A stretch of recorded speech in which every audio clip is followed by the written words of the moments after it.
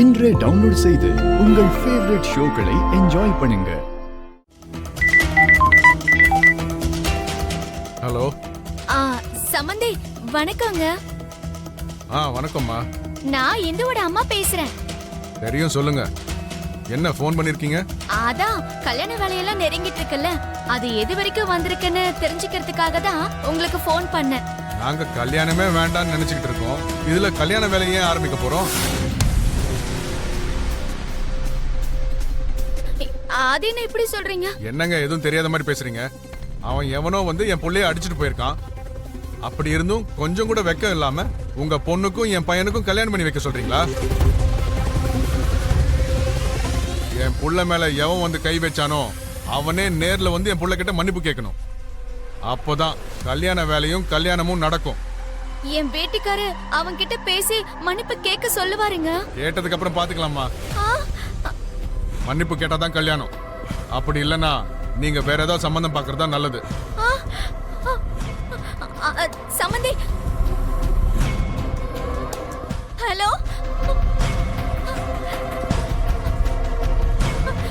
என்னங்க என்னங்க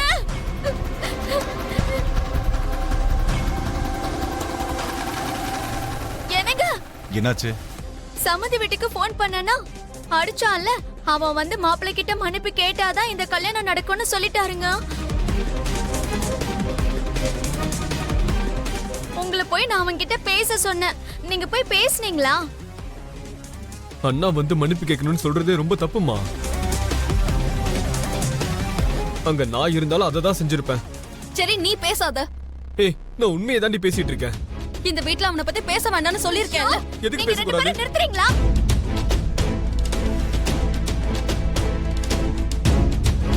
ஏங்க நீங்க சொல்லுங்க. நீங்க முகூர்த்த தேதியெல்லாம் குறிச்சாச்சு.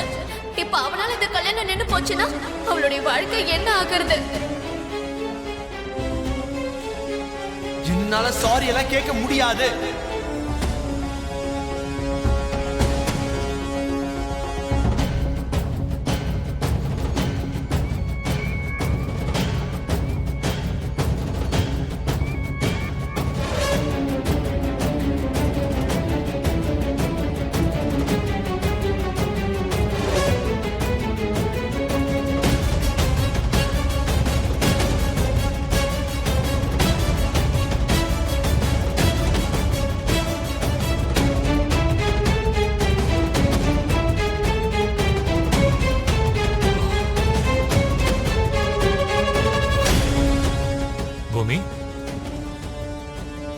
இன்னும் கொஞ்சம் நேரத்துல எல்லாரும் வந்துருவாங்கம்மா. அவங்களுக்கு டான்ஸ் கத்து கொடுக்கற விஷயம் எல்லாம் நீதான் பாத்துக்கணுமா? என்ன அங்கிள், மேல எல்லாரும் இந்த கல்யாணம் நடக்குமோ இல்லையோன்னு டென்ஷன்ல இருக்காங்களே. கல்யாணத்தை பத்தி நீ ஒன்னும் கவலைப்படாதம்மா. அந்த கல்யாணம் கண்டிப்பா நடக்கும். கல்யாணம் நின்னு போற சிச்சுவேஷன் வந்துச்சு. யாருனால? அந்த ககன்னால.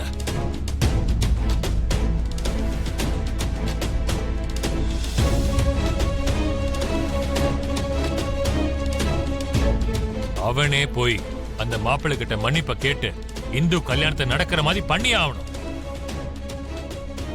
இல்லன்னா அவங்கிட்ட எப்படி மன்னிப்பு கேட்க வைக்கணும்னு எனக்கு நல்லாவே தெரியும்.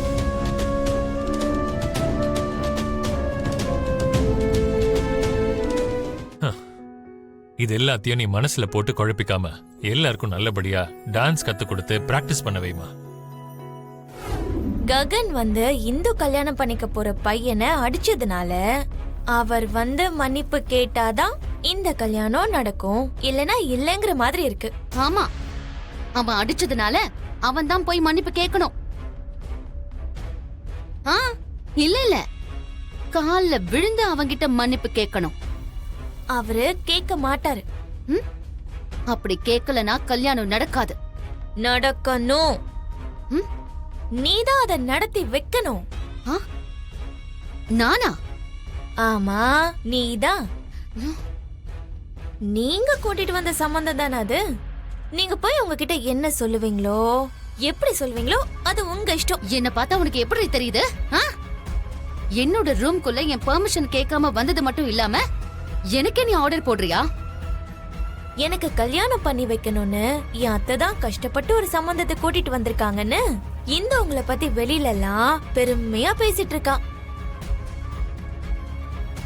அப்படி இருக்கும்போது கல்யாணம் நிக்காம நீங்க தானே பாத்துக்கணும். அப்படின்னா அவன் இஷ்டத்துக்கு வந்து அவனை அடிச்சிட்டு போவான், நான் போய் கெஞ்சி கேட்டு கல்யாணம் பண்ணி வைக்கணுமா? அவரு அடிச்சிருக்காருன்னா அதுல ஒரு காரணம் இருக்கு. அதுல தப்பு இல்லைன்னு உங்களுக்கும் தெரியும். சரி, அதெல்லாம் விட்டு தள்ளுங்க. அவரை போய் மன்னிப்பு கேக்குறதுங்கிறது நடக்காது. நீங்க போய் அவங்க கிட்ட பேசி இந்த கல்யாணத்துக்கு ஒத்துக்க வைக்கிற பொறுப்பு உங்களோடது. நீ என்ன பத்தி என்னதாண்டி நினைச்சுக்கிட்டு இருக்க? நீ சொல்றதெல்லாம் நான் செய்யணுமா? என்னடி என்ன பார்த்தா உன் வேலைக்காரி மாதிரி தெரியுதா? மேடம், நீங்க அந்த நாகுவோட சேர்ந்து செஞ்ச தில்லாலங்கடி வேலையெல்லாம் இந்த செல்போன்ல டேட்டா ரூபத்துல பத்திரமா இருக்கு. நீங்க எதுக்கு வர சொன்னீங்க? எங்களை என்னதான் பண்ணலாம் நினைச்சுக்கிட்டு இருக்கீங்க? எங்களை நிம்மதியாவே வாழ விட மாட்டீங்களா? என் பொண்ணுக்கு கல்யாணம் நடக்க விட மாட்டீங்களா?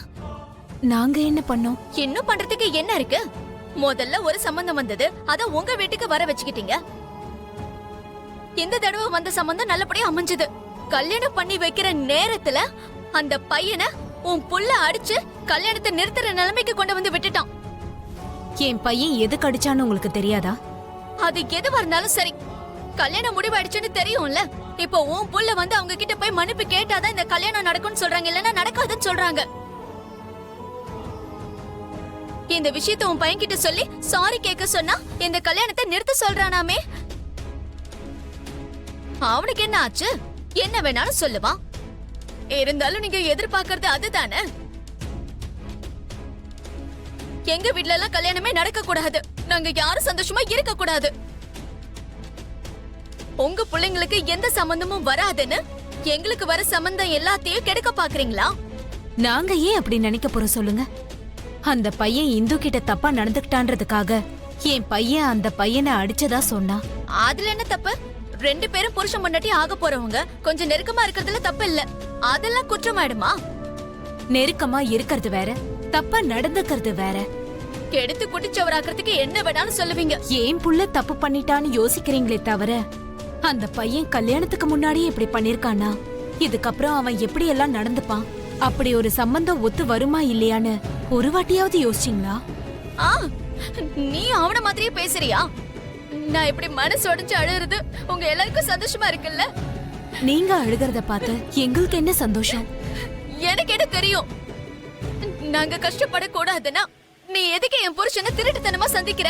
உன் புள்ள எதுக்கு இந்த கல்யாணத்தை நிறுத்த பாக்குறான்?